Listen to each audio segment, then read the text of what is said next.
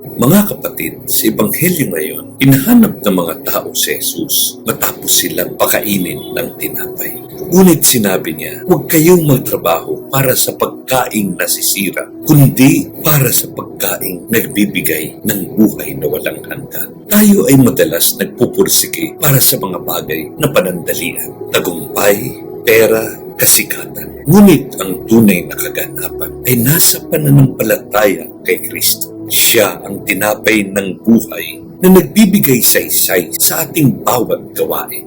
Ang panawagan niya ay malinaw. Hanapin natin ang Diyos, hindi lamang sa oras ng pangangailangan, kundi sa bawat sandali ng ating buhay, sapagkat siya ang nagbibigay ng tunay na kabusugan sa kaluluwa. Panginoon, palakasin mo ang aming pananampalataya upang hanapin ka namin sa lahat ng bagay, hindi sa tinapay na panandalian, kundi sa iyong buhay na walang hanggan.